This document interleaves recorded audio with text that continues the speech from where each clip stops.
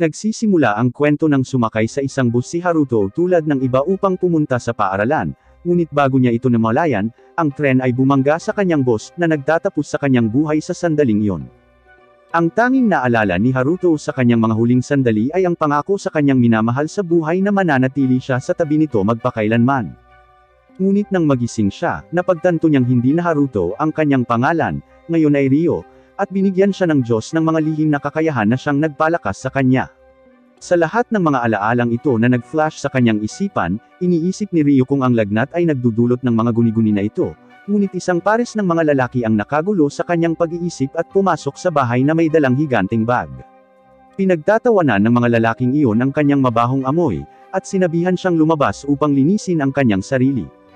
Habang namimitas ng mga berry, patuloy na iniisip ni Ryo kung sino ang taong Haruto na ito, ngunit nagpasya na hindi ito mahalaga dahil siya ay si Ryo, at ang kanyang misyon sa buhay ay ipaghiganti ang kanyang ina na pinatay sa harap niya. Isang grupo ng mga batang babae ang lumapit kay Ryo, at nagpakilala si Celia at nagtanong sa kanya kung nakita niya ang kanilang kaibigan na nagtungo dito, ngunit sinabi ni Ryo na wala siyang nakitang sinuman sa paligid. Isang magical circle ang ginawa, at natuklasan ni Celia na ang kanyang katawan ay nag-aumapaw sa mahiwagang kapangyarihan. Matapos bayaran siya para sa kanyang impormasyon, nagmamadaling umuwi si Ryo sa kanyang mga kasama, ngunit nakahanap ng isang bandido na handang saksakin siya. Ang tanging swerte niya sa pagliligtas ay ang coin pouch upang protektahan siya mula sa pagpatay, at nakita ni Ryo na pinatay ang lahat ng kanyang mga kasama. Ang bandido ay nakatayo sa harap ni Ryo, at habang malapit na niyang matugunan ang kanyang kapahamakan, tinawag siya ng isang babae na Haruto, at tinuturuan siya kung paano gamitin ang hindi kapani-pani walang mahiwagang enerhiya sa loob niya. Biglang tumaas ang kanyang bilis ng hindi maihahambing, at ang kanyang lakas ay dumarami habang inaatake niya ang tulisan. Sinimulan niyang iwasan ang bawat laslas na dumarating sa kanya, at ang kanyang liksi ay nagpapahintulot sa kanya na sipain ang bandido at kumapit sa kanyang braso, na binali ang mga buto sa loob niya. Sinugod siya ng bandido sa huling pagkakataon, ngunit pinabagsak siya ni Ryo, nawalan siya ng malay.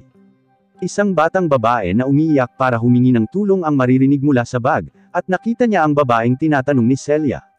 Ang prinsesa ay nagmakaawa sa kanya na iligtas siya sa gulo na ito, ngunit nahimatay siya nang makita niya ang mga katawan sa tabi niya.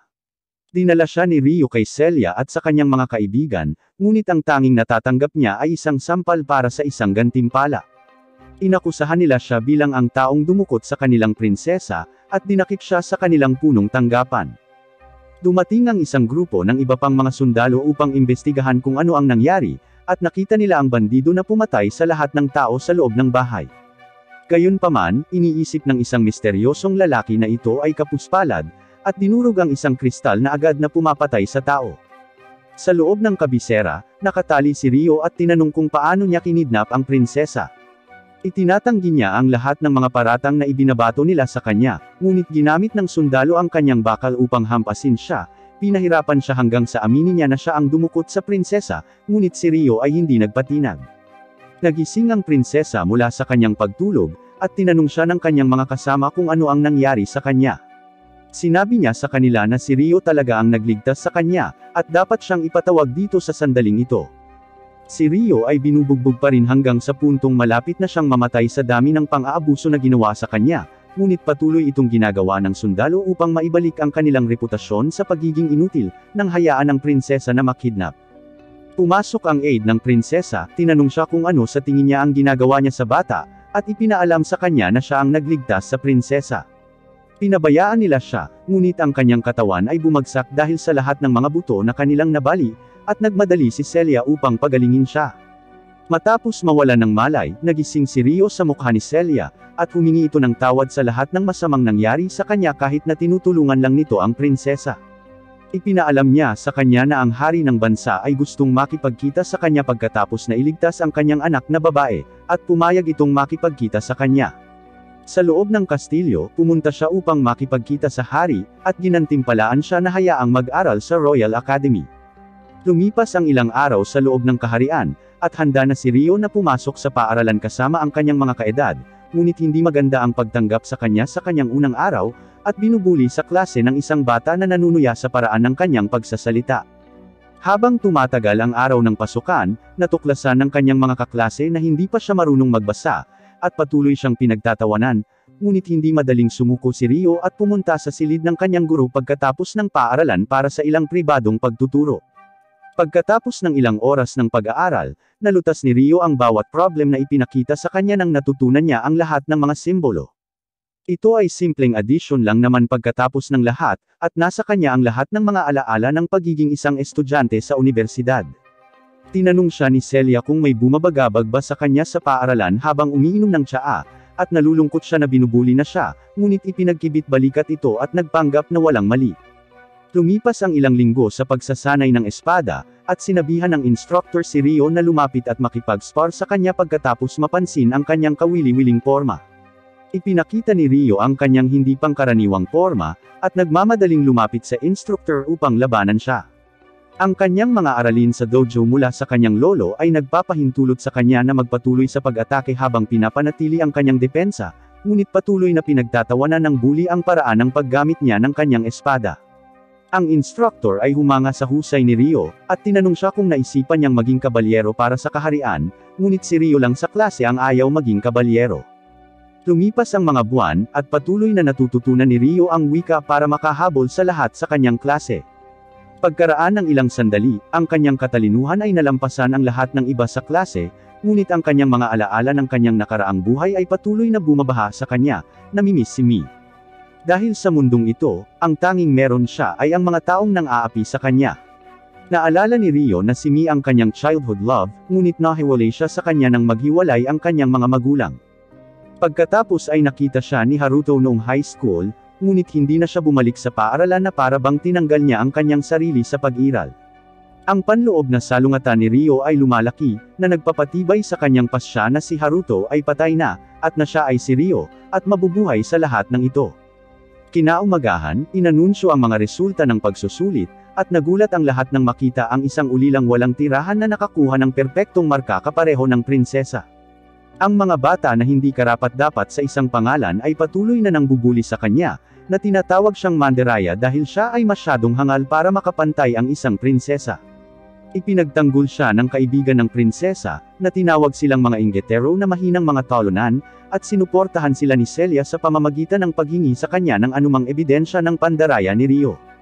Umalis sila pagkatapos na mapahiya sa harap ng lahat, at kalaunan ay sinabi sa kanya ni Celia kung gaano siya nag-aalala tungkol sa paraan ng pang-aapi sa kanya ng mga bata. Tinanong siya ni Rio kung nakaranas siya ng katulad na pagtrato sa kanyang paglaki, ngunit sinabi niya sa kanya na kahit papaano ay nagkaroon siya ng mga kaibigan habang lumalaki. Sinabi sa kanya ni Rio na magiging maayos din siya, dahil mayroon siyang Celia bilang isang kaibigan pagkatapos ng lahat. Namumula si Celia na tulad ng isang tipikal na babae sa anime, na sinasabi sa kanya na wala siyang problema kung kaibigan niya si Rio. Lalong lumakas ang kanilang relasyon, at ipinangako ni Celia na lagi niyang yayakapin si Rio kung iiyak man ito sa lahat ng pambubuli. Lumipas ang mga taon habang magkasama sila, at bago nila mapagtanto, hinihiling si Rio na kumatawan sa paaralan sa susunod na Sword Arts Tournament. Ang hindi pinangalan ng mga bata ay hindi pa sumusuko, at tinatanggihan niya ang ideya na si Rio ang taong kakatawan sa paaralan. Itinanggi ng instructor ang kanilang mga pagtutol, at humanga si Celia sa kung gaano kalakas si Rio, at napansin niya kung gaano siya katangkad na ngayon. Sinabi niya sa kanya na siya ay naging napakalaki pagkatapos ng 5 taon, ngunit sinabi ni Rio sa kanya na siya ay maliit pa rin gaya ng dati. Pagkatapos uminom ng isang tasa ng tsaa, tinanong ni Celia si Rio kung ano ang plano niyang gawin pagkatapos ng graduation, ngunit sinabi niya sa kanya na plano niyang umalis sa bansang ito dahil walang lugar para sa kanya dito. Ikinalungkot ito ni Celia, lalo na dahil tinulungan niya itong linisin ang lugar na ito at palaging nagpapasaya sa kanya kapag may problema. Humihingi ng paumanhin si Rio dahil kailangan niyang umalis, ngunit ipinaalala sa kanya na darating ang oras na siya ay ikakasal, kung saan tinanggihan ni Celia ang ideya ng pagpapakasal anumang oras sa lalong madaling panahon. Sinabi niya sa kanya na dapat niyang simulan ang pag-iisip tungkol dito sa lalong madaling panahon dahil maaaring siya ay tumanda. Ngunit pagkatapos ay sinabi sa kanya na siya ay cute at maganda kaya malamang na maraming magkakagusto sa kanya. Iniisip ni Celia kung saan siya dadalhin ng kanyang pakikipagsapalaran, at ang tanging hiling niya ay makapunta sa bansang dating tinitirhan ng kanyang ina bago ito mamatay. Napansin siya ni Celia na lumulutang sa kalungkutan, at iniisip kung ano ang maaaring nangyari sa kanyang buhay. Dumating ang araw ng paligsahan, at ang unang tagapagtanggol ng akademya ay si Rio. Sinabi sa kanya ng bata na wala namang umaasa sa kanya, ngunit dapat niyang iwasang hiyain ang akademya gamit ang kanyang kakayahan sa espada. Lumilitaw ang kanyang kalaban sa field, at ito ay walang iba kundi ang lalaking nagpahirap sa kanya ng walang kabuluhan noong siya ay bata pa. Nagsimula na ang labanan, at iniisip ng sundalo kung kinukutsa niya siya. Ang knight ay lumalaban ng todo gamit ang kanyang buong lakas, dahil siya ay na-demote mula noong insidenteng iyon 5 taon na ang nakararaan, ngunit ang kanyang galit ay nagdulot lamang sa kanya upang magmadaling umatake at ikompromiso ang kanyang posisyon sa proseso, na nagpapahintulot kay Rio na alisin ang kanyang espada sa hangin, at tapusin ang laban. Ang sundalo ay naging isang kahiyahiya na talunan, at sinabi sa kanila na hindi lang niya inaayos, at magiging mas seryoso, ngunit sinigawan siya ng referee na tanggapin ang kanyang pagkatalo bilang isang marangal na knight sa halip na isang desperado. Kinagabihan pagkatapos ng paligsahan, isang misteryosong lalaki ang nakipag-inuman sa sundalo, na naghahanap sa kanya ng impormasyon. Tinanong niya siya kung sino ang estudyanteng iyon, dahil siya lang ang nanalo sa isang laban habang ang kanyang mga kaedad ay natalo. Ibinunyag ng sundalo na si Rio ang nagligtas sa prinsesa 5 taon na ang nakakaraan, at nakuha nito ang atensyon ng misteryosong lalaki.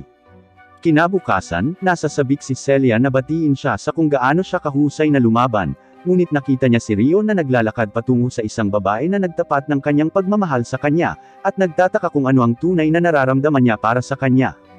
Sa kanyang mga klase, tinuturuan ni Celia ang lahat tungkol sa paggamit ng kidlat upang kontrolin ang mahiwagang kapangyarihan, ngunit sinasabi ng bata na tinuturuan lang sila nito dahil si Rio ay hindi man lang makontrol ang alinman sa kanyang mahiwagang kakayahan.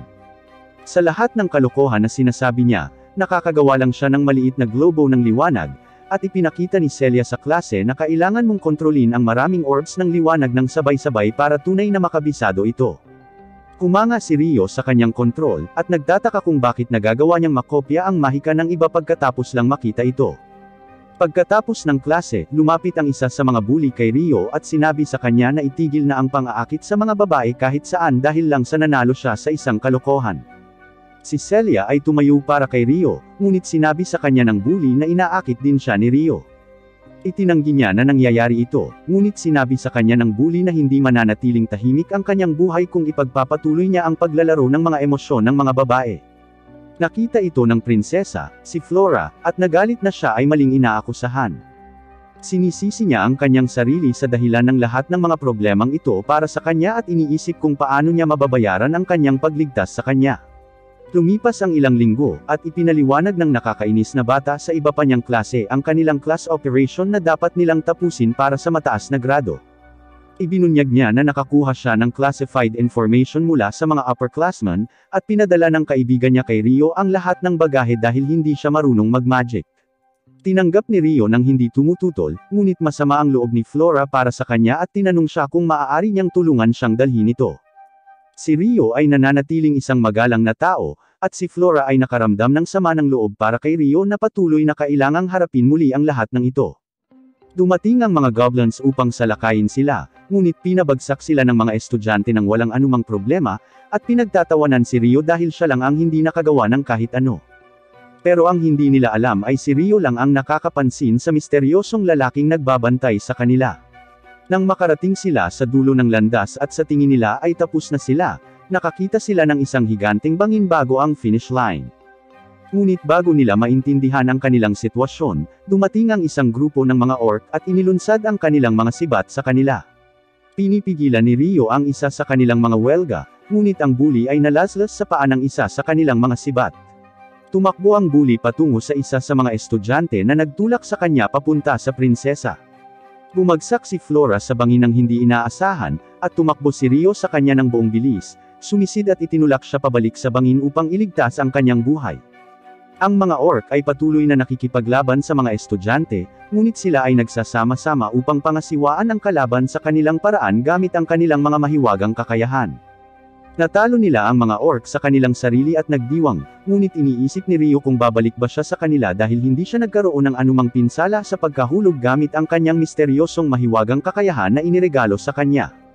Sinisisi ng mga estudyante ang bully sa pagtulak kay Flora mula sa bangin, ngunit sinisikap ng bully na sisihin si Rio dahil siya ang nagtulak sa kanya, at gumawa ng senaryo para ibigay ang lahat ng pagsisi sa kanya.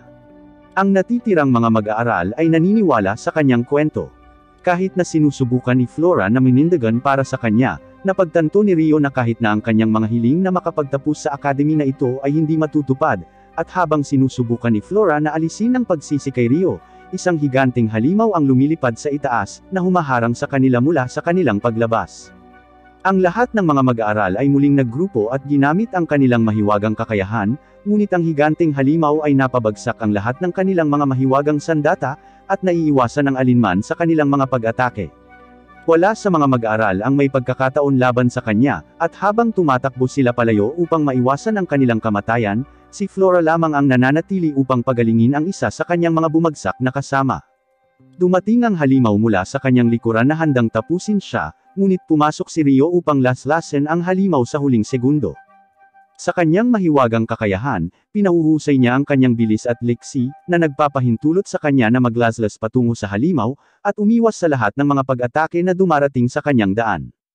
Ang halimaw ay tumalon sa langit upang maghanda ng isang malakas na atake, ngunit iniwasan ito ni Rio at ipinagpatuloy ang kanyang pag-atake upang pigilan ang halimaw. Pinipigilan ni Rio ang lahat ng atake na dumarating sa kanya, at naghahanda na tapusin ang halimaw. Sinugod niya ang halimaw, tumakbo sa katawan nito at tinapos ito sa pamamagitan ng pagputol sa ulo. Dumating ang iba pang estudyante para masiguradong okay si Flora, ngunit lumayo si Rio sa sitwasyon para maiwasang malaman ng sinuman sa kanila na buhay pa siya. Lumipad mula sa itaas ang misteryosong lalaki, iniisip na ito ay isang kawili-wiling pag-unlad, at hindi pa siya nakakita ng isang bata na gumagamit ng secret spirit arts. Kinagabihan, pumunta si Celia upang makipagkita sa punong guro, ngunit narinig niya itong nakikipag-usap sa mga magulang ng bully. Nauunawaan ng punong guro na malamang na walang ginawang mali si Rio, ngunit nagpa siya na ibigay ang lahat ng sisi kay Rio upang iligtas ang reputasyon ng royal family kahit na ito ay maling akusasyon sa kanya.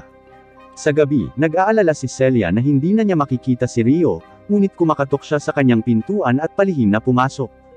Tumakbo si Celia patungo sa kanya, niyakap siya at sinabi sa kanya kung gaano siya nag-aalala para sa kanya. Sinabi niya sa kanya ang tungkol sa maling paratang na inilagay nila sa kanya, ngunit naiintindihan ni Rio na walang sinuman ang aamin sa kanyang katotohanan dahil siya ay isang ulilang walang tirahan. Pinasalamatan niya si Celia sa pagiging ang tanging tao na laging nandyan para sa kanya, at sinabi sa kanya na siya lamang ang taong gusto niyang magpaalam bago pumunta sa tinubuang bayan ng kanyang mga magulang. Kahit na magkalayo na sila, sinabi sa kanya ni Rio na padadalhan niya ito ng mga sulat na nasa pangalan ni Haruto, at tumayo para umalis. Tinanong siya ni Celia kung magkikita pa sila, at sinabi nito sa kanya na babalik talaga siya para sa kanya. Binigyan niya siya ng hiling na ligtas na paglalakbay, at umiiyak habang matiyagang naghihintay sa lahat ng kanyang mga liham. Noong gabing iyon, inutusan ng ama ng bully ang isang batang babae na tinatawag na Leticia na hanapin si Rio, at patayin siya gaano man siya kalayo. Si Rio ay sumugod sa bansa sa hindi kapani-paniwalang bilis, at tumatalon sa anumang halimaw na humahadlang sa kanya. Pagkatapos ng 3 araw ng mahabang paglalakbay, nakarating siya sa kaharian ng Galwark, kung saan hindi pa nakakarating ang balita ng kanyang krimen. Isang misteryosong babae ang naglalakad sa likuran niya, at pakiramdam niya ay may kakaiba sa bayang ito. Sa loob ng bayan, tinanong siya ng isang chef kung gusto niyang subukan ang alinman sa pasta na naimbento ni Lizelot, at nagtataka si Rio kung paano napunta ang pasta mula sa kanyang mundo patungo sa isang ito na may parehong pangalan. Nagbabayad si Rio para sa isang mangkok, tinikman ang pagkain, iniisip kung ang taong ito ay mula sa parehong mundo ni Haruto. Matapos tanungin ang tao kung saan siya makakabili ng mas maraming pansit sa kanyang paglalakbay, itinuro siya ng lalaki sa punong tanggapan ng guild. Lumapit sa kanya ang isang katulong, ipinakilala ang sarili bilang si Lotte, at inaasikaso ang lahat ng pangangailangan niya sa buong araw. Nagpadala si Rio ng liham kay Celia, na nagsasabi sa kanya na hindi siya makakausap ng ilang sandali dahil maglalakbay siya sa buong kakahuyan. Habang umalis siya sa lungsod, tinawag ng blonde na babae si Lotte na Lizelot, ngunit sinabihan siya ni Lotte na ilihim ang kanyang tunay na pagkatao. Patuloy ang pagtakbo ni Rio sa kagubatan hanggang sa makita niya ang isang bata na nakahiga sa gitna. Yumuko siya para masiguradong okay lang siya, ngunit lumingon ito sa kanya at naghagis ng lason na pangil patungo sa kanya, halos mawalan siya ng malay bago niya i-neutralize ang lason. Ang babaeng pusa ay nagmamadaling lumapit sa kanya sa napakabilis na bilis, at bahagya niyang iniiwasan ang kanyang mga atake habang ina-activate ang kanyang mga pisikal na pagpapahusay. Ang kanyang galaw ay bumilis habang siya rin ay nag-enchant sa kanyang pisikal na kakayahan, at siya ay naglulunsad patungo sa kanya gamit ang kanyang punyal, ngunit siya ay patuloy na nahaharangan at iniiwasan siya. Binabaan niya ang kanyang espada, at ginamit ang kanyang superior na martial arts para itumba siya sa kanyang pwesto, hawak ang kanyang kutsilyo sa kanyang leeg. Ngunit nagsimula siyang umiyak at sinabi sa kanya na ayaw niyang mamatay. Nagsimulang umiyak ang batang babae para sa kanyang ina, at nawalan siya ng malay gamit ang kanyang spirit arts. Matapos siyang itali, napansin niyang may inilagay na collar of submission sa kanya, at iniisip niya kung maaalis niya ito sa mahikang natutunan niya. Ina-activate niya ang Dispel Magic gamit ang kanyang kamay, at nasira ang collar. Sa loob ng mga alaala ni Latifah, naaalala niyang nasa isang bus siya at namatay pagkatapos ng pagbangga. Nagising si Latifah sa pambubuli ng bata sa kanya, sinabihan siyang magiging masunuri niyang kapatid na babae at tatawagan siyang kanyang iginagalang na kapatid.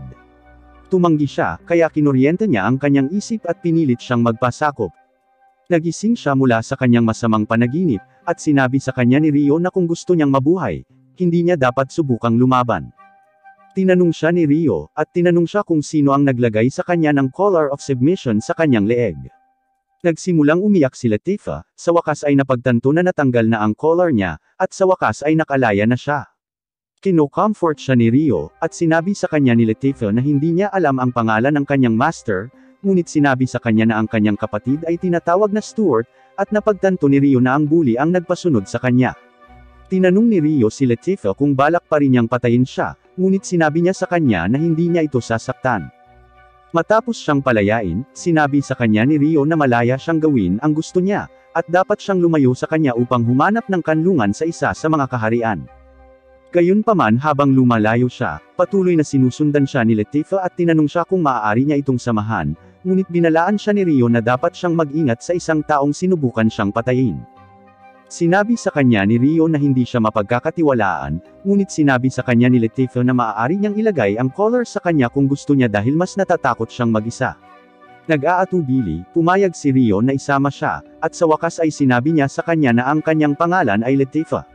Sabay silang nagsimula sa kanilang pakikipagsapalaran, at pagkaraan ng ilang sandali, nagluto si Rio ng noodles para kay Latifah na kinikilalang ito ay spaghetti.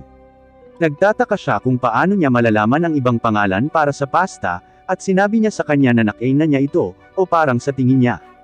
Matapos siyang marinig, iniisip ni Rio kung si Latifah ay mula sa parehong mundo ni Haruto, at nang siya ay umiiyak sa gabi na nagmamakaawa na makauwi, narinig ni Rio ang kanyang sinasabi na gusto niyang bumalik sa Tokyo, agad na napagtanto na ang babaeng ito ay sigurado na mula sa parehong mundo tulad ni Haruto.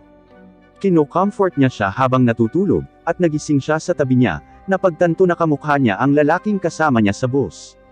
Pagkagising ni Rio, tinanong niya ito kung maaari niya itong tawaging kuya, at nalilito si Rio, ngunit nagpa siya na payagan niya ito kung maaaliw siya kahit kaunti. Matapos ang ilang linggong paglalakbay ay nakarating sila sa dambuhalang puno na pinupuntirya ni Rio, ngunit hindi ito makita ni Latifah. Naglalakbay sila sa kagubatan at nagpalipas ng gabi sa gubat. Ang mga bangungot ni Latifah ay nakakatakot sa kanya magdamag, kaya ginamit ni Rio ang kanyang spirit arts upang paginhawahin muli ang kanyang pakiramdam. Ngunit pagkatapos niyang gawin iyon, isang grupo ng 3 babae ang pumunta sa kanilang hideout at sinimulang salakayin si Rio. Natuklasan nila si Latifah na natutulog na may spirit arts sa paligid niya, at ipinapalagay na kinidnap siya ni Rio. Nang hindi nakikinig sa anumang sinasabi niya, pinipigilan nila siya, at nagpadala ng daloy ng kuryente na nawala ng malay sa isang iglap, na dinadala siya bilang kanilang bilanggo. Habang lumulutang si Rio sa loob ng magical dimension, naisip niya kung sino ang babaeng nakahiga sa kanyang harapan, ngunit hindi rin ito alam ang sariling pagkakakilanlan. Gayunpaman, alam niya ang tungkol sa tunay na pagkakakilanlan ni Rio, sinabi na ang kanyang tunay na pangalan ay Haruto. Tinanong niya ito kung paano niya nalaman ang tungkol sa nakaraan niyang buhay, kaya isiniwalat niya na konektado siya sa kanya, at sa kanya lang siya. Sa lalong madaling panahon, sinabi niya sa kanya na malalaman niya ito, at niyakap siya bago mawala.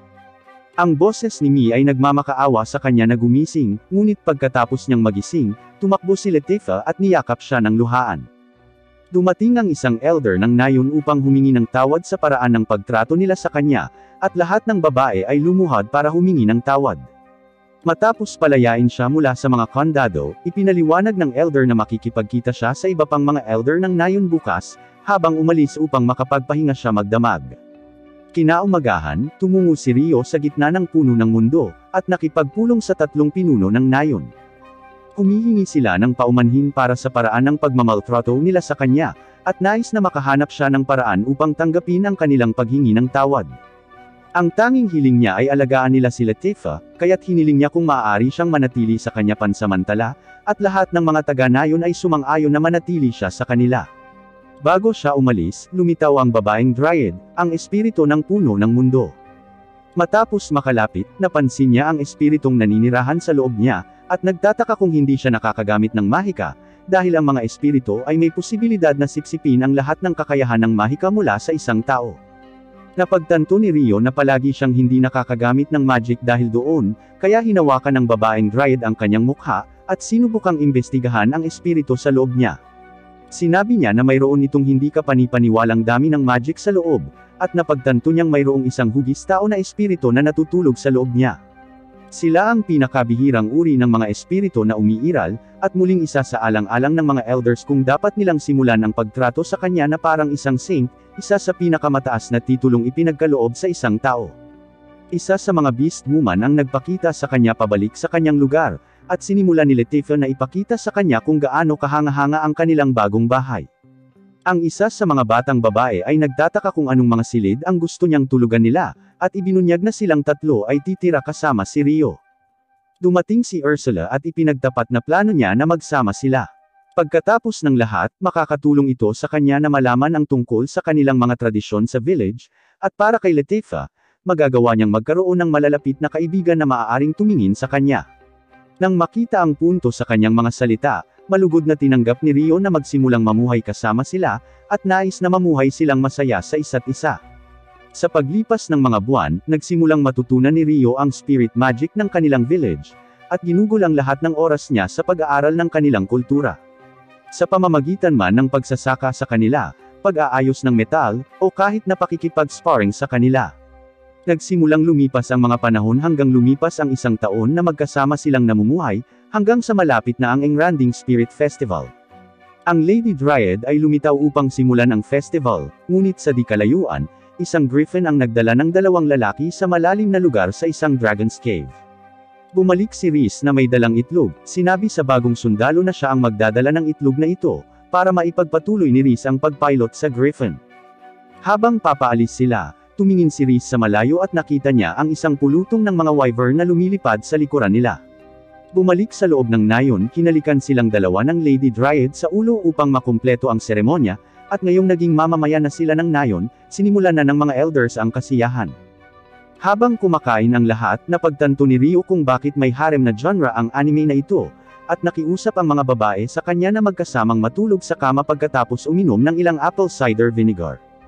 Sinabi ng isa sa kanila na hindi nito mapapalalim ang kanilang pagkakaibigan ni Rio, ngunit sinabi ng mga babae na may iba silang gustong lumalim sa loob nila.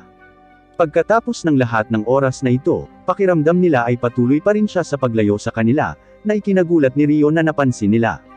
Sa sandaling umalis sila upang kumuha ng mas maraming pagkain, nilapitan ni Ursula si Rio, at iniisip niya kung oras na ba para ibalita kay Latifah.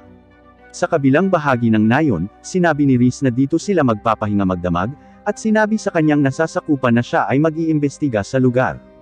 Bago umalis, iniabot niya sa kanya ang isang artifact, at sinabi ni Rhys na makakatulong ito sa kanya na matukoy ang kanyang lokasyon kung magkakaroon siya ng problema. Kinain ito ng sundalo, at umalis si Rhys, nang makitang papalapit na ang mga wyvern sa lokasyon ng kanyang nasasakupan.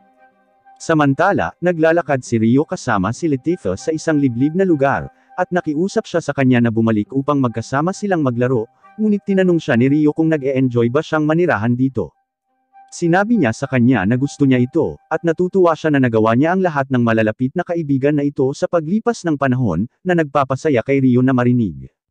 Gayunpaman, inihayag niya na malapit na siyang umalis sa nayon. Siya ay patungo sa silangan sa buong oras na ito, at hindi na niya ito maiisama, kaya tumakas siya habang umiiyak. Binabalaan ni Lady Dryad ang mga taga-nayon tungkol sa nalalapit na presensya ng lahat ng mga wyvern, at nagpadala ng hukbo ng mga babaeng beast upang hanapin ang dahilan sa likod ng kanilang pagtitipon. Kasabay nito, pinasok ni Rhys ang mas malalim na bahagi ng Wyvern Cave, at natagpuan ang lahat ng mga itlog na nakatago sa ibang lugar, kaya sinimulan niyang itabi ang mga ito sa kanyang void box. Ang mga babaeng beast ay patuloy na naghahanap sa kagubatan hanggang sa matagpuan nila ang Griffin. Habang papalapit sila sa lalaki, tinutukan niya sila ng kutsilyo at nagsimulang lumipad palayo. Sinubukan ng kanilang pinuno na barilin siya gamit ang kanyang kidlat, at napansin nilang patungo siya sa puno ng mundo. Ngunit bago pa man sila makagawa ng anuman, isang higanteng wyvern ang lumitaw mula sa likuran, at ang lalaki ay halos hindi nakaiwas sa pag-atake nito. Ang iba pang mga wyvern ay nagawang maabutan siya, at pagkatapos matipo ni Rhys ang lahat ng mga itlog, dinurog niya ang bato upang pigilan ang puso ng kanyang nasasakupan, na nagpapadala sa kanya na mahulog sa Griffin. Si Latifah ay naglalakad pabalik sa nayon at ang itlog ay nahulog sa kanyang harapan, na nagkapira-piraso. Habang tinitingnan ang sanggol na dragon, ang itim na wyvern ay lumitaw sa kanyang harapan, at sumisigaw sa paghihirap nang makita kung paano nasaktan ang anak nito. Naghahanda ito ng isang atake nang hininga ng apoy patungo kay Latifah, ngunit inihagis ni Alma ang kanyang wind tornado upang iligtas siya mula sa pag-atake. Ipinatawag niya ang kanyang mga beast familiar at sinubukang harapin ang itim na wyvern ng mag-isa, ngunit ang kanyang hammer strike ay walang epekto, at siya ay napatalsik ng paglulunsad pabalik sa puno. Sa sandaling makarecover siya, nilipol ng wyvern ang kanyang beast familiar sa pag-atake ng hininga ng apoy, at sinubukan ni Latifah na gambolain ang dragon para bigyan ng oras si Alma saglit. Nagpatuloy siya sa pagtakbo, ngunit habang hinaharangan ng dragon ang kanyang paggalaw at handang umapak sa ibabaw niya, naglunsad si Rio ng icicle para patumbahin ang dragon, at inalis si Latifah mula sa kapahamakan. Muli siyang tumalon patungo sa dragon at ginamit ang kanyang bagong spirit technique para durugan ang itim na wyvern gamit ang kanyang mga kamay. Inihanda ng wyvern ang pinakahuling hininga nitong inferno, ngunit inihagis ni Rio ang kanyang wind sphere patungo sa dragon upang pigilan ang paggalaw nito. Gayunpaman, ito ay may kaunting epekto lang, kaya nagpatuloy si Rio upang i-cast ang kanyang kakayahan sa Giga Inferno sa bibig ng dragon, at sinipa ang panga nito pasarado, pinirito ang utak nito sa sandaling yon. Matapos makita ang pagkatalo ng kanilang pinuno, ang iba pang mga wyvern ay umatras. Nagulat ang lahat ng mga babae na nagawa niyang talunin ang itim na wyvern mag-isa, at niyakap siya ni Latifah para sa pagligtas sa kanya. Kinaumagahan ay humingi siya ng paumanhin sa naging reaksyon niya, sinabing alam na niya na darating ang araw na ito, ngunit natakot siya na baka gusto niya lang itong pabayaan. Gayunpaman, inaliw siya ni Rio, at sinabing hindi niya gugustuhing pabayaan ang kanyang nakababatang kapatid na babae, kaya ibinunyag niya ang tunay na dahilan kung bakit siya maglalakbay sa silangan. Malayo patungo sa Yagumo region, mayroong isang lupain kung saan nakatira ang kanyang mga magulang, kaya't nais niyang makarating doon sa wakas. Ito ang unang pagkakataon na may nalaman si Latifah tungkol sa kanya, kaya may gusto rin siyang ibunyag tungkol sa kanyang sarili. Bago siya isinilang sa mundong ito, namatay na siya noon, at muling nagkatawang tao mula sa isang lugar na tinatawag na Japan. Naniniwala si Rio sa kanya, na sinasabi na siya ay parehong uri ng tao tulad niya, at nais na ibunyag niya ang katotohanan tungkol sa kanyang sitwasyon mula pa noong una, ngunit nag-aalala na siya ay may pinanghahawakan na matagal na pagsisisi mula sa oras na iyon. Iniisip ni Latifah kung muling lumitaw ang mga panghihinayang na iyon, at inamin ni Rio na magsisinungaling siya kung hindi, ngunit sinumpa niya na magiging malakas sa mundong ito upang makabawi sa kanila. Nangangako siya na magiging mas malakas din siya para sa kanya, at maghihintay hanggang sa araw na bumalik siya. Makalipas ang isang linggo, naghanda si Rio na lumipad, at binigyan siya ng dwarf leader ng isang espada at balabal na nilikha niya mula sa itim na wyvern, na nagbibigay sa kanya ng kakayahang itago ang kanyang kapangyarihan. Ngunit kahit na mukhang manipis ang balabal, ito ang may pinakamataas na estatistika ng depensa sa lahat ng armor sa mundong ito. Lahat sila ay nagbibigay sa kanya ng mga regalo, at habang walang ideya si Rio kung paano niya dadalhin ang lahat ng iyon, ang huling elder ay nagbigay sa kanya ng Space-Time Depository, isang national treasure item, at pinasalamatan nila siya sa pagligtas sa kanilang nayon. Sa kanyang bagong Space-Time Depository, iniimbak ni Rio ang lahat ng mga regalo, at nangangako na dadating siya kung kailangan nila ng tulong. Ang lahat ng mga batang babae ay nagnanais sa kanya ng ligtas na paglalakbay, at si Latifah ay tumakbo upang yakapin siya. Naghanda siyang umalis at nagsimulang lumipad, ngunit si Latifah ay nagsimulang lumuha. Matapos ang 2 linggong pagkukubli sa nayon, walang nakitang pahiwatig si Rio tungkol sa kanyang ina o ama, kaya nagpasya siyang makipagkita sa mga taga-nayon. Sinalubong siya ng 2 sa mga dalaga habang nagdidilig ng mga halaman, ngunit nang makita siya ni Seo ay naramdaman niya ang pag-ibig sa unang tingin kay Rio. Dinala siya ni Rory sa bahay ng kanyang lola, at napapaisip siya kung mula ba siya sa ibang bansa na may kakaibang damit na suot niya. Inihayag ni Rio na nilakbay niya ang mga lupain upang sa wakas ay makarating dito, at habang naghahanda sila ng hapunan, ipinaliwanag ni Rio na dito nakatira ang kanyang pamilya. Ang mga pangalan nila ay Zen at Ayame, at nabigla ang lola nang marinig ang mga pangalang iyon. Sinabihan niya sina Rory at Seo na lumabas para makapag-usap sila ng pribado, at humingi ng karagdagang detalye kay Rio. Ang tanging alam ni Rio tungkol sa kanyang mga magulang ay ang kanyang ama ay pumanaw bago siya makilala, at ang kanyang ina ay pinatay noong siya ay 5 taong gulang. Naging mithiin niya sa buhay na maabot ang lugar na ito pagkatapos ng pangako ng kanyang ina, at ang gusto lang niya ay gumawa ng libingan para sa kanila sa kanilang homeland. Matapos mapansin ang kanyang pagkakahawig sa kanila, ibinunyag ni Yuba na siya ay ina ng kanyang ama. Pinasasalamatan niya ito sa pagpunta, ngunit sinabing gumawa na sila ng mga libingan para sa kanila, kaya dinala niya siya sa kanilang mga libingan. Napaluhod si Rio, ipinaalam sa kanyang mga magulang na sa wakas ay nakarating din siya rito. Sa kanyang paggalang, ipinaliwanag ng kanyang lola na kailangan nilang 2 na tumakas mula sa bansa ng palihim, ngunit hindi siya ang maaaring maglantad ng katotohanan tungkol sa kanila. Gayunpaman, kung handa siyang manatili dito kasama niya, maaari niyang malaman ang higit patungkol sa kanila. Ang tanging kamag-anak niya ngayon ay si Rory, na nagkataong pinsan ni Rio. Umalis siya, at sinabihan siyang tamasahin ang kanyang kapayapaan dito. Kinaumagahan, maagang gumising si Rio para tumulong, ngunit nakalimutan ni Rory na nandito si Rio at nakita niya ang kanyang dibdib. Habang nagluluto, ginamit ni Rio ang kanyang mahika upang gumawa ng tubig, at pumasok si Seo sa kanila kasama ang kanyang kapatid na si Shin. Napagtanto niya na kailangan niyang makipagkumpetensya para sa kanyang kapatid na babae ngayon, ngunit nasarapan sa pagkain ni Rio.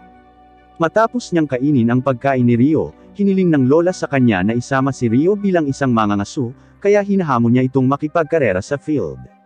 Sa sandaling umalis siya, inaasar ni Rory si Seo sa paraan ng pagtawag niya sa pangalan ni Rio, ngunit sinabi ni Seo na iniisip niya na mula siya sa Maharlika. Sa loob ng kagubatan, binaril ni Rio ang isang pambihirang ibon gamit ang kanyang unang arrow, at napagtanto ni Shin na magkakaroon siya ng matinding kompetisyon. Ngunit ang mga henerasyon sa kasalukuyan ay dahan-daang nabulok ang kanilang mga utak, at nagsimula silang manghuli ng pabaliktad ang kanilang mga pana. Nagtataka si Shin kung bakit hindi siya nakagawa ng kahit isang tama, kaya lumalayo siya sa galit. Sa lahat ng dumi na naipon sa kanyang katawan, nagpasya si Rio na magtayo ng paliguan sa tabi mismo ng kanilang tahanan gamit ang kanyang spirit arts, ngunit sinimulan siyang silipin ng mga babae. Sa paglipas ng mga linggo, dahan-daang naging tipikal na residente ng nayon si Rio, at sa wakas ay dumating na ang araw ng pag-aani. Nagsimulang sumigaw ang isang grupo ng mga lalaki para humingi ng tulong, at sa kabilang bahagi ng nayon, iniisip ng 3 nagbabantang lalaki na sina Rory at Seo ay naging magagandang babae. Naghanda si Shin na suntukin siya, ngunit pinaalalahanan siya ni Rory na maaari itong magsimula ng digmaan dahil si Gon ay anak ng kanilang kalapit na village president. Tinanong niya si Gon kung bakit siya nasa village nila, kaya sinabi niya na gusto niyang manatili sa bahay ni Rory sa gabi dahil baka maging asawa niya ito balang araw. Sinigawan siya ni Shin na umalis na, at sumugod siya para suntukin, ngunit hinarang ni Gon ang kanyang atake, at sinakal siya ng isang kamay. Dumating si Yuba at sinabihan siyang bitawan si Shin. Humingi siya ng paumanhin sa ngalan niya, at pinayagan siyang manatili sa loob ng isang guest hut, hanggat hindi siya umaalis dito. Habang naglalakad palayo ay napansin ni Gon si Rio at inakala niyang mahina siya kaya pilit niya itong tinatalisod pero siya ang nasasaktan. Sinabihan ni Yuba ang lahat na manatiling magbantay para sa gabi, ngunit dahil si Shin ay nakatira mag-isa kasama si Seo, nakiusap siya kay Yuba na isama siya sa gabi, at pumayag siya. Bago sila matulog, hiniling ni Rio na maglagay sila ng protective amulet sa sulok ng kanilang kwarto para sa gabi. Sa loob ng kubo ni Gon, humanga ang kanyang mga alipores sa kung gaano niya kahusay na sinira ang sarili niyang kariton, at sinabi ni Gon sa kanila na mag-e-enjoy sila sa kanilang munting pagbisita bukas. Paglubog ng araw sa susunod na araw, sinasanay ni Rio ang kanyang giga-chad na katawan, at sinabi sa mga babae na naririnig niya ang kanilang mga pag-uusap mula sa malayo. Nagtataka sila kung bakit siya walang humpay sa pagsasanay, ngunit sa tingin ni Rio ay medyo nakakahiya habang inaalala ang pangako niya kay Mi. Ang layunin niya ay balang araw ay maging sapat na malakas upang protektahan ang babaeng pinapahalagahan niya, ngunit nag-aalala na baka may kasama na itong iba sa puntong ito. Narinig ni Seo ang mga salitang iyon, at namuo ang kalungkutan sa kanyang puso. Kinagabihan, may pumasok na lalaki sa kwarto ni Seo at Ruri, pero na-activate ang amulet. Sinimulan niyang isara ang bibig ni Ruri, at nang sisigaw na sana si Seo para humingi ng tulong, nagbanta si Gon na sasaktan ang kaibigan. Gayunpaman, ang kanyang mga alipores ay binugbog, at nakita niya si Gon sa ibabaw ni Ruri, na nagpapaalala sa kanya kung paano pinatay ang kanyang ina. Lalong lumaki ang galit ni Rio, at habang tumatakbo si Gon papunta sa kanya, binaligtad siya ni Rio ng isang beses, inilunsad siya sa labas. Tinapakan niya ang kanyang leeg, at sinimulan siyang suntukin sa mukha ng paulit-ulit. Ang mga batang babae ay nakikiusap sa kanya na huminto, at ang iba pang mga lalaki ng nayon ay dumating upang pigilan siya bago niya wakasan ang buhay ni Gon. Napagtanto ni Yubo na muntik samantalahin ni Gon ang mga babae, at umalis si Rio na parang alpha. Ito ang pangalawang pagkakataon na gusto niyang wakasan ang isang tao, at ang namumuong paghihiganti na ito ay nag-aalab sa loob niya sa buong oras na ito. Ngunit nang hindi niya namamalayan, hinila na siya patungo sa pagkakakilanlan ni Haruto. Humina ang kanyang determinasyon, ngunit ang hangarin na ito para sa paghihiganti ay nagparamdam sa kanya na wala siyang pinagkaiba sa lalaking tumapos sa kanyang ina. Kinaumagahan, nagpakita si Lord Hayate, isang mensahero mula sa kaharian, upang mangolekta ng buwis at maghatid kay Gon sa bilangguan. Tinanong siya ni Yubo kung maaari siyang magdala ng liham sa isang mahalagang tao sa loob ng kaharian, kaya nangako si Hayate na ihahatid ito, at umalis kasama si Rio. Makalipas ang ilang araw, nakarating ang team sa kabisera. Pagkatapos nilang ipadala si Gon sa bilangguan, naglibot si Rio sa bayan kasama si Seo, at iminungkahi ng isa sa mga mangangalakal na bumili siya ng regalo para sa kanyang cute na kasintahan. Sinubukan ni Seo na ipaliwanag na hindi sila nagde-date, pero sinabi ng babae na cute daw silang magkasama, kaya dapat ay kumuha sila ng souvenir para gunitain ang kanilang pagbisita. Tinanong siya ni Rio kung may gusto ba siya, at sinabihan ng babae si Seo na magandang asal ang tumanggap ng regalo paminsan-minsan. Nagpapasalamat si Rio sa babae, at nakita ni Seo ang isang cute na petal ng bulaklak na inilagay niya sa kanyang buhok. Sa tingin niya ay maganda ito sa kanya, kaya binili niya ang mga ito sa ginang, at bago sila umalis, sinabihan siya ng mga ngalakal na ipaglaban siya ng husto para sa kanya bago siya nakawin ng ibang babae. Sa gitna ng bayan, sinubukan ng isang lalaki na gumawa ng isang pagkidnap ng isang babae, at sinubukang tumakbo kasama niya, ngunit ginamit ni Rio ang kanyang martial arts para itumbo siya at iligtas ang babae. Tumakbo ang kanyang bantay upang protektahan siya, ngunit tumakas si Rio nang lumitaw ang mga Royal Guard. Nabalitaan ng ama ng batang babae, si Goki, ang balita, at sinabi niya kay Hayate ang tungkol dito.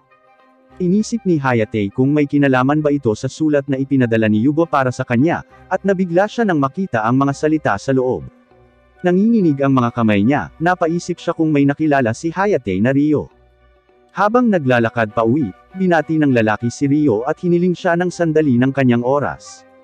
Sa loob ng kanilang bahay, isiniwalat nila na kilala nila ang kanyang ina, ang dating prinsesa ng bansang ito. 20 taon na ang nakalilipas, ang kanilang kaharian ay nasa digmaan, at ang kanyang ama ay ang pinakadakilang sundalo na namumuno sa Allied Forces. Nang makita ang kanyang talento, ipinagkatiwala sa kanya ng hari ang proteksyon ng kanyang anak na babae, at hindi nagtagal silang dalawa ay nagkaroon ng pagmamahal sa isa't isa. Ngunit hindi nagtagal ang kanilang kapayapaan, at nang magsimula ang negosasyong pangkapayapaan, hiniling ng kalaban na kaharian na patayin ang ama ni Rio, at ang kanyang ina ay pakasalan ang kanilang prinsipe. Ang mga kasuklam-suklam na pangyayari na ito ang dahilan kung bakit tumakas ang kanyang mga magulang, at walang nagawa ang hari kundi panuurin ang kanyang anak na babae na makatakas sa kanilang tahanan. Nakiusap si Goki kay Rio na makita ang hari at reyna ng bansang ito, ang kanyang mga lolo't lola mula sa panig ng kanyang ina. Pinag-isipan ito ni Rio at pumayag. Sa umaga, ang hari at reyna ay nabigla nang sa wakas ay makilala ang kanilang apo, at naisip na kamukha niya ang kanyang ina. Pakiramdam ni Rio na ang reyna ay kamukha din ng kanyang ina. Tinanong siya ng mga ito tungkol sa kanyang ina at ama, ngunit hindi gaanong naaalala ni Ryo ang pamumuhay kasama sila. Masyado pa siyang bata para makilala ang kanyang ama, ngunit naalala niyang ang kanyang ina ang taong walang tigil sa pagngiti. Gayunpaman, ang lahat ng iyon ay natapos noong siya ay 5 taong gulang, dahil ang isang taong nagngangalang Lucius ay patuloy na tumulong sa kanila pagkatapos mamatay ng kanyang ama. Sa nakamamatay na araw na iyon, ang kanyang ina ay umalis sa bahay at sinabi sa kanya na huwag magbukas sa mga estranghero. Ngunit nang dumating si Lucius, binuksan ni Ryo ang pinto dahil lumaki siya kasama niya. Pero mapait siyang ngumiti at sinipa si Ryo patungo sa upuan. May mga ahas na nagpapanggap na tao sa mundong ito, ang isiniwalat ng lalaki, at nakita ng kanyang ina kung paano niya sinasaktan ang kanyang anak. Hinawakan siya nito at sinaksak. Iyon ang huling alaala niya sa kanya, at nagsimula siyang manirahan sa mga slum hanggang siya ay 7 taong gulang. Anuman ang nangyari, hinding-hindi niya mapapatawad si Lucius, kahit na hindi siya maibabalik ng paghihiganti. Gamit ang kanyang mga kamay, ipinangako niyang tatapusin ang lalaki. Naiintindihan ng kanyang lolo ang kanyang desisyon, ngunit nais niyang magsanay siya sandali sa ilalim ni Goki. Siya ang pinakamalakas na mandirigma sa buong bansa, at umaasa na ito ay maghahanda sa kanya para sa kanyang pakikipaglaban kay Lucius. Sa loob ng asyenda, pareho silang naghahanda na makipag-spar laban sa isa't isa, at tumalon si Ryo patungo sa kanyang kalaban para umatake. Si Goki ay umiiwas sa huling sandali, at nag-atake sila laban sa isa't isa. Wala sa mga atake ni Goki ang nakakalusot sa kanyang mga depensa, kaya naghahanda siya ng isang mahiwagang pag-atake ng enerhiya. Ito ang kanyang sikretong pamamaraan, ang First Blade Air Slash, at ipinagtanggol ito ni Ryo gamit ang kanyang water magic, na binubulag ang kanyang kalaban upang sumugod at tapusin ang laban. Humanga ang hari at naisip na hindi nakakailanganin ang pagsasanay, ngunit pinasalamatan sila ni Ryo sa kanilang pagsasaalang-alang, at umaasa na balang araw ay ipakilala sila sa kanyang pinsan. Bumalik silang lahat sa kanilang nayon, ngunit nang magtaka si Ruri kung saan nagpunta si Ryo, itinuro ni Seo ang puntod ng kanyang pamilya. Para patuloy na mabuhay si Ryo, hindi na siya makakatakas kaya't ipinangako niyang tatanggapin niya ang sama sa loob niya para maprotektahan ang mga taong pinapahalagahan niya. Habang nagsimulang magbago ang mga panahon, naunawaan ni Ryo na kailangan niyang umalis sa nayon sa lalong madaling panahon, ngunit hindi niya alam kung paano sasabihin ang balita kay Seo. Kaya't pagdating ng Tagsibol, nilapitan siya ni Ryo habang nagtatanim siya ng palay at inayos ang kanyang pamamaraan. Sinabing nais niyang siya na ang magsusubaybay sa lahat habang wala siya. Nagulat siya sa mga salitang iyon, at nagtataka siya kung ano ang ibig niyang sabihin sa pag-alis, kaya sinabi niya sa kanya na aalis siya sa nayon sa Taglagas. Hindi niya alam kung babalik siya ng regular, ngunit napansin niya ang mga luhang pumapatak mula sa mga mata nito. Nang matapos siyang magtanim ng palay noong araw na iyon, bumagsak siya sa bahay, at nakita ni Shin ang kapatid niyang umiiyak. Tinanong niya ito kung may nangyari, at iniisip kung si Ryo ang naging dahilan ng pag-iyak niya. Sinabi niya sa kanya na wala siyang ginawang mali, ngunit malungkot siya dahil malapit na itong umalis sa nayon. Pagkatapos nito, sinubukan ni Shin na pasayahin ang kanyang kapatid sa pamamagitan ng pagdadala ng mga regalo, ngunit ang tanging naiisip niya ay kung paano maging mas malakas para samahan niya si Ryo sa kanyang mga paglalakbay. Sa araw, siya ay nagtatrabaho at nakatitig sa kanya, at sa gabi, siya ay nagsasanay ng kanyang mga diskarte sa espada para lang maging mas malakas. Hindi nagtagal, sa wakas ay narito na ang taunang pista. Ngunit habang ang lahat ay nag-e-enjoy sa kanilang oras na magkasama, tinanong ni Seo kung maaari siyang magkaroon ng isang sandali ng kanyang oras. Ang tunay na dahilan kung bakit niya ito pinatawag dito ay para ipagtapat ang kanyang nararamdaman, at sabihing mahal niya ito. Ang mga salitang iyon ay nawalan ng imak kay Ryo, at humingi siya ng tawad. Sinabing hindi niya maibabalik ang nararamdaman niya. Tinanong niya siya kung dahil ba ito sa aalis na siya sa nayon, ngunit sinabi niya sa kanya na hindi lang yun ang dahilan. Nakiusap siya sa kanya na isama siya, na inihayag na siya ay nagsasanay araw-araw sa loob ng 6 na buwan upang hindi siya dito maging pabigat. Handa siyang gawin ang lahat pero sinabi sa kanya ni Ryo na hindi niya talaga siya matatanggap dahil sa kung anong dahilan. Ang mga salitang iyon ay nakawasak kay Seo at nagsimula siyang umiyak. Ngunit hinawakan niya ang kamay nito, at nakiusap na manatili na lamang siya sa tabi niya. Gayunpaman, humingi ng tawad si Ryo at umalis. Nagpatuloy siya sa pag-iyak, at napansin ni Ryo ang presensya ni Shin at humingi ng tawad sa paraan ng pakikitungo nito sa kanyang kapatid. Maya-maya, dumating na ang araw ng kanyang pag-alis, at handa nang mag-set si Rio sa madaling araw dahil sa kanyang mahabang paglalakbay. Bago siya umalis sa nayon, nakita niya si Seo na naghihintay sa kanya sa labasan. Nilapitan siya ni Goki at tinanong siya kung sobrang mahal niya ba si Rio para iwanan ang sarili niyang nayon. Nag-alinlangan si Seo, ngunit sinabi niyang gagawin niya ang lahat upang manatili kay Rio. Kaya bago siya umalis, hiniling niya na alagaan niya ang kanyang sarili, at nangako na magsisikap siya ng husto at sinabing lalakas siya sa oras na bumalik siya. Kinawayan niya siya, at iniyuko ni Rio ang kanyang ulo patungo kay Shin at umalis. Ito ang ika-999 na taon ng banal na panahon, at sa wakas ay narating na ni Rio ang puno ng mundo. Agad na tumakbo si Latifa para yakapin siya, at sa hapunan, sinabi niya sa kanila ang tungkol sa pamilyang nakilala niya at lahat ng nalaman niya tungkol sa kanyang pinagmulan. Nagtataka ang mga elders kung gaano siya katagal mananatili rito, at ibinunyag ni Rio na ilang buwan lang ang pinakamatagal. Sa umaga, nagtataka ang mga babae kung sino ang babaeng nakapatong sa kanya, ngunit si Rio mismo ay walang ideya, kaya tinanong niya ito kung paano siya napunta rito. Iminulat ng dalaga ang kanyang mga mata, at sinabing isa siyang espiritu, ang gumawa ng kontrata kay Haruto. Nakaupo siya sa kanyang kama, ngunit ang lahat ng kanyang alaala ay tila nabura. Wala na siyang maalala sa mga pagkakataong magkasama sila, at hindi man lang alam ang sarili niyang pangalan, ngunit gusto niyang pangalanan siya nito. Sinabi niya sa kanya na siya ay umiiral para sa kanya, na tinatawag siyang Haruto. Nagtataka ang mga babae kung bakit niya ito tinatawag na Haruto, at sinubukan ni Rio na kumuha ng ilang oras upang makaisip ng ilang dahilan. Sinubukan niyang sabihin sa kanya na tawagin siyang Rio, ngunit nagsimula itong makipag-usap sa kanya sa telepathy, at sinabing alam niya ang lahat tungkol sa kanya. Sinabihan siya ng mga babae na tanungin si Lady Dryad tungkol sa kanyang paglitaw, kaya sinabihan siya ni Rio na bumangon, ngunit nakita niya ang pinakadakilang plot sa lahat ng anime. Sa kanyang mahiwagang kakayahan, binago niya ang kanyang damit. Habang matikas na nakatayo, napansin ni Rio ang kagandahang nagmumula sa kanya, naaalala ang tungkol kay Mi. Nagpasya siyang pangalanan siyang Aisha, dahil ang imahe ng tagsibol ay lumitaw sa kanyang ulo nang tumingin siya sa kanya. Sa tingin ng mga babae ay maganda ang kanyang pangalan, at iniisip ni Latifa kung ito ba ay magiging kapatid niyang babae. Bumalik sa konseho ng nayon, lumitaw ang Lady Dryad, at nakitang isang misteryo na nawala ang lahat ng alaala ni Aisha, kaya tinanong niya si Aisha kung anong uri ng mga elemento ang pinakamagaling siya. Sinabi ni Aisha na pinagkadalubhasaan niya ang lahat ng ito, na ikinagulat ng buong silid. Upang ipakita ang kanyang kakayahan, pumunta sila sa labas upang matukoy nila ang kapangyarihan ng kanyang mga kakayahan. Nagbato ng bato si Rio para simulan ang laban.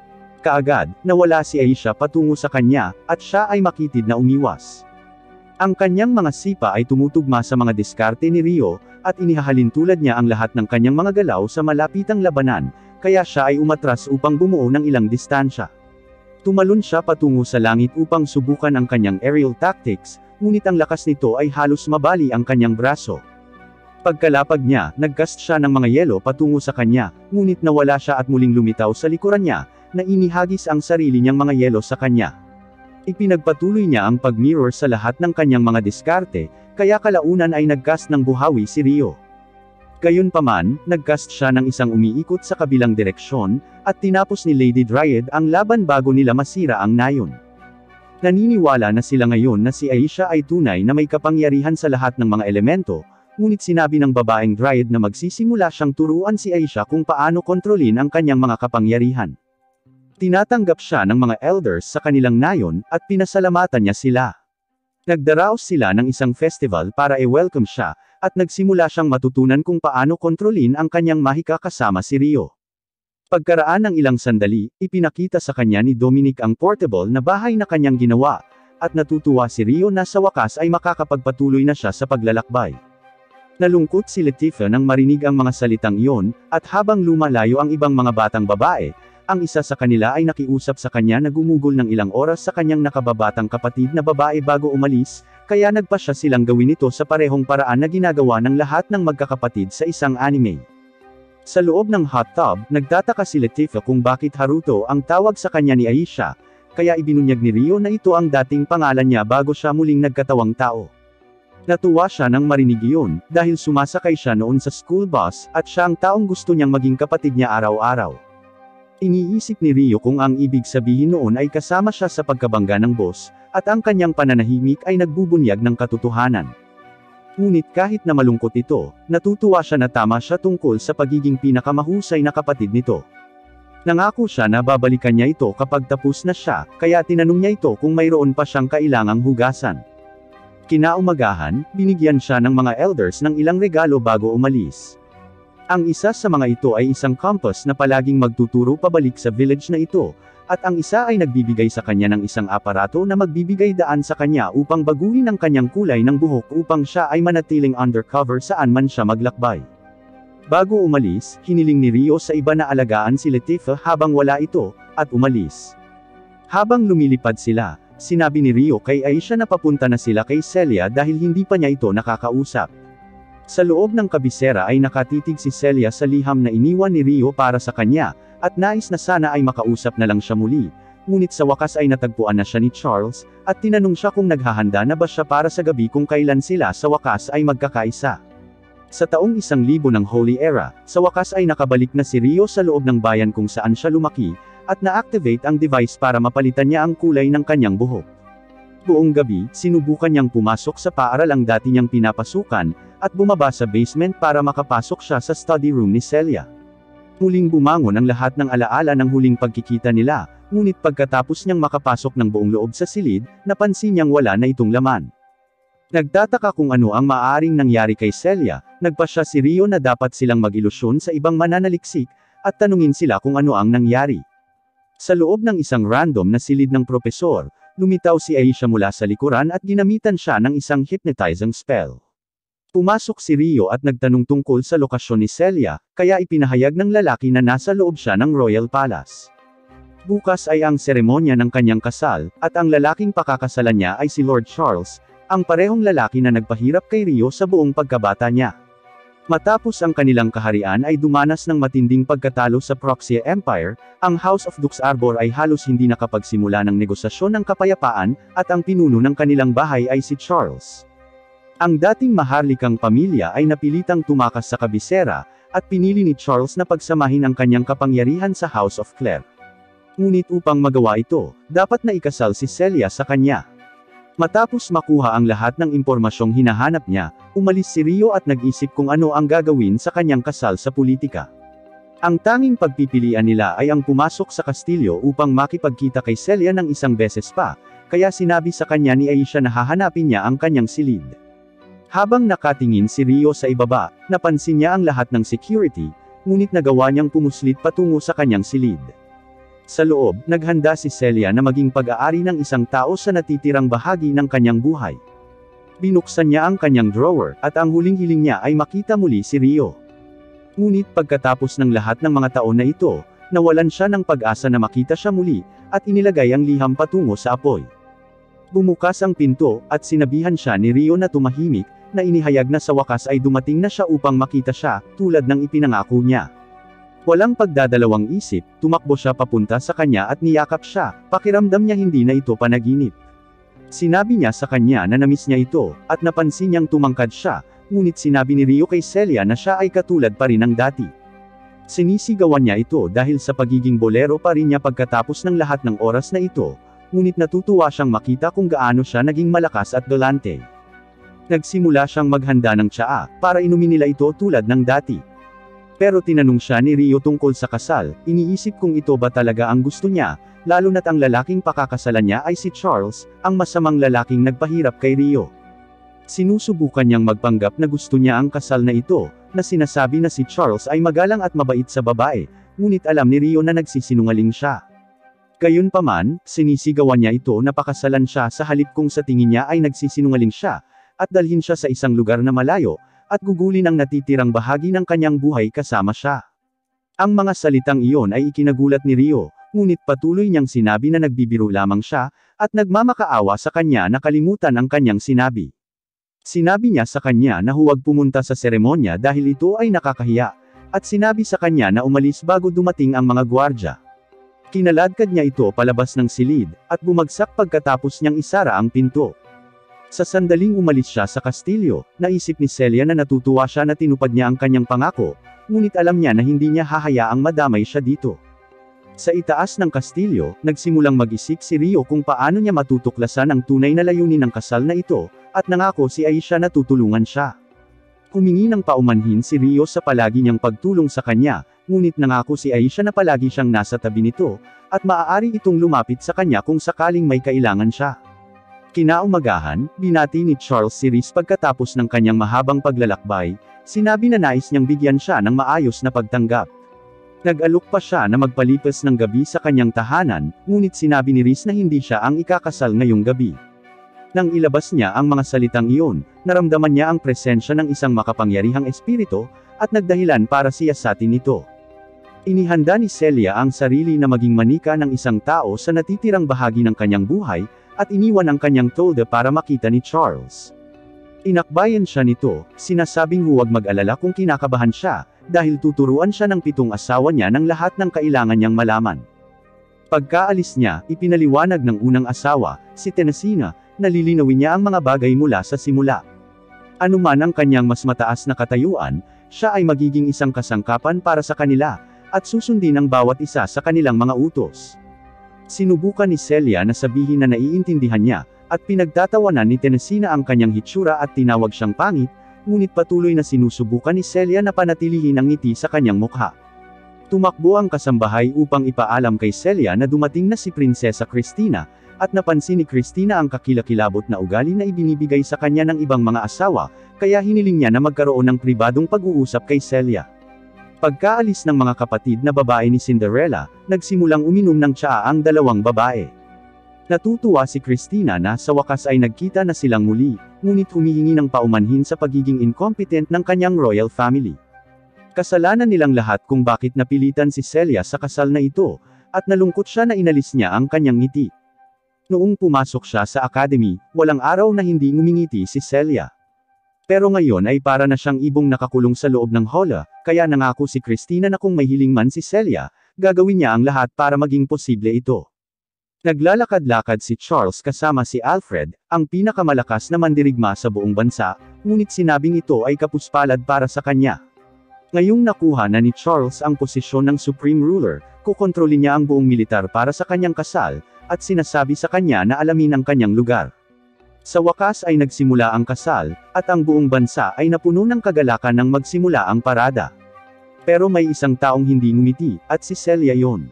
Hinawakan ni Charles ang kamay niya, sinabing hindi na siya makapaghintay hanggang sa mapalalim ang kanilang relasyon ngayong gabi. Lahat ito ay bahagi ng kanyang plano na isang araw ay pamahalaan ang kaharian. Habang nagmamaneho sila, napansin ni Aisha na kalmado si Rio, kahit na naghahanda ng harapin ang isang buong bansa, ngunit sinabi niya sa kanya na siya lamang ang nagliligtas sa kanyang mga nerbiyos mula sa pag-collapse. Sa wakas ay lumapit sa kanila ang karwahe ni Celia, at umalis si Aisha upang makipag-usap kay Celia gamit ang kanyang telepathy. Sinabi niya kay Celia na manatiling kalmado, at ipinahayag na siya ang espiritu ni Rio, at pinapanood siya nito sa gitna ng karamihan. Napangiti siya nang makita ang mukha nito, ngunit tuluyang lumabas ang mga luhang pinipigilan niya. Siya ang isang taong ayaw niyang makita ito, ngunit natarante si Charles at nagtaka kung bakit siya nagsimulang umiyak. Sinabi niya sa kanya na napakaraming damdamin ang lumubog ng sabay-sabay, at napuno siya ng kagalakan sa pagiging totoo ng kanilang kasal. Sa paglingon niya, nawala na si Rio, at wala ni isa sa mga komunikasyon niya ang nakarating kay Aisha. Iniisip niya kung pantasya lang ba ang lahat ng iyon. Ito ang magiging bagong buhay niya, at magiging manika siya magpakailanman. Ngunit habang inaabot niya ang kamay niya, tumakbo si Rio sa gitna ng mga tao. Sinimulan niyang patalsikan ang lahat ng mga gwardya, at kahit na sinubukan siyang harangan ng buong militar, ginamit niya ang kanyang mahika sa hangin para matangay silang lahat. Inihanda ng mga mage ang kanilang mga kakayahan sa photon bullet, ngunit nagawa niyang iwasan ang bawat isa sa kanilang mga pag-atake at lumipad sa ibabaw nila. Nagsimulang magpanik ang militar at ginamit ang lahat ng kanilang mana, ngunit sinubukan ni Charles na aliwin si Celia, na sinasabi na sila ang pinakamalakas na opisyal sa buong bansa. Nagpatuloy siya sa pagbubuga ng katarantaduhan, habang pinapabagsak ni Rio ang bawat isa sa mga guard, at tumakbo pasulong upang maghatid ng mapangwasak na suntok sa bituka ni Charles. Sa wakas ay nakasama na rin niya si Celia, kaya ang una niyang ginawa ay humawak ng kutsilyo sa leeg nito. Habang ang lahat ay natigilan sa lugar, nagsimula siyang makipag-usap sa telepathically kay Celia, na sinasabi sa kanya na ito ay bahagi ng kanyang plano. Nagsimulang magpumiglas si Charles, ngunit sinabihan siya ni Rio na tumahimik bago niya durugan ang kanyang gulugod sa harap ng lahat ng nandito. Nangako siya kay Celia na acting lang ito. Ang tanging dahilan kung bakit niya ipinaglalaban ang buong kaharian ay dahil gusto niyang tanungin siya sa huling pagkakataon kung ang kasal na ito ay kanyang kalooban. Sinabi niya sa kanya na pumayag na siya sa kasal na ito, ngunit muling tinanong siya ni Rio kung ito ba talaga ang kalooban niya. Napagtanto niya na malamang na pinagbantaan siya sa kasal na ito, at nangako na kung gugustuhin niya ito, tatapusin niya ang kasalang ito ngayon din. Tinatawag niya siyang control freak. Para kay Rio, ang katumbas niya ay ang buong mundo, at hindi niya kayang mawala ang mahalaga para sa kanya dahil pagsisisihan niya ito sa natitirang bahagi ng kanyang buhay. Naranasan na niya ito minsan, at alam niyang hindi na niya maibabalik ang nawala sa kanya. May oras pa rin para sa kanya upang magbago, dahil ang hinaharap na nakikita niya para sa kanya ay isang puno ng paghihirap sa ilalim ng isang makasariling hangal. Muli niya itong tinanong kung ang kasal na ito ang nakapagpasaya sa kanya, at sinabi pa niya na ang kanyang sariling damdamin ay maaaring magdulot ng mga problema para sa iba, kaya hindi niya alam kung ito ay magiging tama pa rin. Hindi rin alam ni Rio ang tamang desisyon, ngunit kung ang kasalang ito ay tunay na tamang desisyon, kung gayon hindi niya makikita ang malungkot na hitsura sa kanyang mukha. Nangako siyang muli na tutuparin niya ang hiling nito hanggat hindi siya susuko. Tinanong niya ito kung ano ang gagawin niya kung ayaw niyang magpakasal, kaya ipinahayag ni Rio na kukunin niya ito at tatakas sa kaharian na ito. Ito ay lalabas na parang kinidnap siya, kaya ang kanyang pamilya ay hindi kailanman mananagot, at ang lahat ay magiging mapayapa. Gayunpaman, nag-aalala siyang mahuli siya ng mga ito, ngunit nangako si Rio na tutuparin niya ang kanyang hiling. Matapos niyang marinig ang mga katagang iyon, ipinagtapat ni Celia na gusto niyang kunin siya nito. Ang mga salitang iyon ang lahat ng gustong marinig ni Rio, at sumigaw sa buong bansa na kikidnapan niya ang nobya ni Charles para ipahiya ito. Niyakap niya ng mahigpit si Celia at tumalon sa langit. Nag-aalala ang kanyang ama sa kanya, ngunit sinubukan niyang ngumiti para ipaalam sa kanya na magiging maayos siya. Inutusan ni Charles ang mga tropa na sundan siya, ngunit dumating si Alfred mula sa likuran upang pigilan ang mga ito sa pagsira sa formation. Gayunpaman, hindi sila nakinig sa kanyang mga salita dahil hindi siya ang namamahala, at nagawa ni Rio na tumalon sa kanilang lahat ng madali. Sinabi sa kanya ni Alfred na nahulog siya sa kanyang bitag, at tinawag siyang tanga dahil sa hindi niya nahulaan mula pa noong una. Ang mga mage ay naglunsad ng mga photon bullet patungo sa kanya, ngunit hinarang ni Rio ang bawat isa sa mga pag-atake gamit ang kanyang wind arts. Napansin ni Reese na siya rin ang taong gumamit ng spirits arts ilang taon na ang nakakaraan, kaya nagpasya siyang maglunsad ng isang malakas na atake sa kanya, ngunit madali itong hinaranggan ni Rio. Matapos mawala ang alikabok, nagsimula siyang tumakbo, at sinubukan siyang sundan ng mga Griffins. Nagsimulang sumigaw si Charles sa army, ngunit sinabi ni Alfred na siya ang mamamahala sa militar upang matiyak na hindi mawawala ang kidnapper. Napasigaw si Charles na kasalanan ni Alfred ang pagpapaalis sa lalaki, ngunit tinanong siya ni Alfred kung may koneksyon ba siya sa kidnapper ni Celia. Naisip ni Charles na maaaring may napupuot sa kanya, kaya sinabi ni Alfred na maaaring maging sospek ang bawat mamamayan sa bansang ito. Napahiya si Charles at sinigawan si Alfred na asikasuhin na ang isyong ito. Nais ni Reese na masangkot siya sa kawili-wiling pagkakataong ito, ngunit sa pag-iingat ng lahat, magiging kahina-hinala kung bigla siyang mawala. Patuloy na tinatakbuhan ni Rio ang mga bubong ng mga bahay, at binalaan si Celia na tatakbo siya ng mas mabilis para takasan ang mga Griffin. Naisip niya na ang vibration mula sa mga stroke ng kanyang binti ay magaspang, at sinabi sa kanya na maaari siyang pumunta ng mas mabilis sa ngayon. Pagkaraan ng ilang sandali ng paghabol sa kanya, tumalon si Rio sa isang eskinita at ibinigay si Celia kay Aisha. Sinabi niya kay Celia na pinaplano niyang guluhin ang army habang tumatakas ito kasama si Aisha, ngunit nangako na aabutan niya sila sa labas ng kaharian. Tumalon siya sa itaas ng mga tahanan, ngunit nang mapansin ng mga sundalo na nawawala si Celia, naglunsad sila ng signal flare para palibutan ng iba pang mga sundalo ang lugar. Gayunpaman, lahat ito ay bahagi ng kanyang plano, at nais niyang makuha ang atensyon ng buong army sa lugar na ito.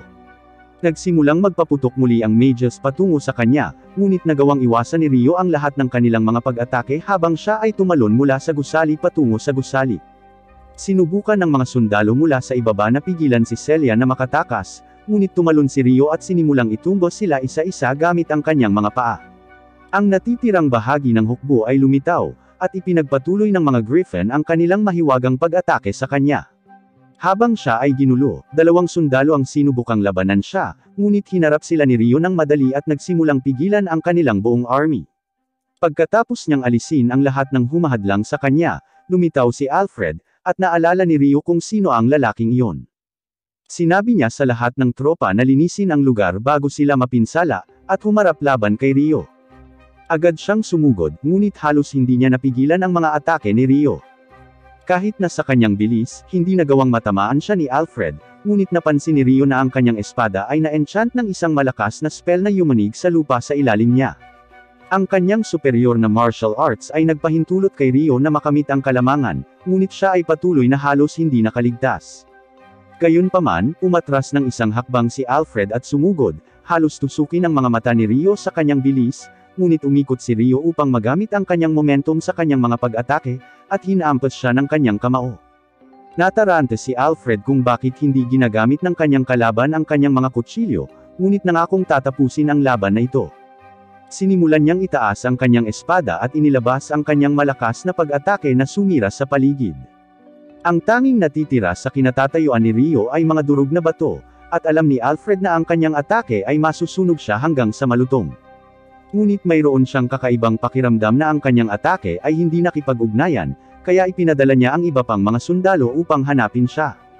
Samantala, nag-aalala si Celia habang hinihintay si Rio, ngunit maging si Aisha ay nag-alinlangan dahil sa madilim na hangin. Gayunpaman, lumitaw si Rio, at nagsimulang tumakbo si Celia patungo sa kanya ngunit natapilok siya. Humingi ng paumanhin si Rio para sa pag-aalala sa kanya, ngunit sinabi niyang ayos na ang lahat ngayon. Natutuwa siya na sa wakas ay mabubuhay na siya na nakalaan sa sarili niyang kalooban. Ngunit pagkatapos niyang ilabas ang mga salitang iyon, nagsimulang bumulwak ang mga mahiwagang liwanag patungo sa langit mula sa bawat bahagi ng mundo. Naramdaman ni Aisha ang isang piraso ng kanyang pagbabalik, at nakiusap kay Rio na pumunta at tulungan ang mga taong naghihintay doon. Isang grupo ng 3 ang nakarating sa mundong ito, at napansin na walang serbisyo ang kanilang mga cellphone. Isang higanteng tulisan ang lumitaw mula sa kanilang likuran, at dinala nila sila sa loob ng kanilang karwahe upang ibenta sila bilang mga alipin. Dumating si Rio sa eksena at tinanong ang isa sa mga merchant kung nakakita siya ng katulad na device sa isang lugar. Ngunit pagkatapos niyang magsinungaling sa pagsasabing hindi niya ginawa, narinig ni Rio ang mga batang babae na sumisigaw ng Japanese sa loob ng karwahe. Nakiusap sila sa kanya na tulungan sila, kaya ni-neutralize ni Rio ang bawat isa sa mga lalaking humahadlang sa kanya, at pinalabas ang mga babae. Ang huli ay na-stock sa ibang karwahe, kaya pinuntahan ni Rio para sirain ang lock. Ang isang taong lumingon sa kanya ay ang taong pinangakuan niya. Si Mi iyon, ang babaeng inalayan niya ng buong buhay niya para makita. Dinadala nito ang pagtatapos ng Season 1 ng anime.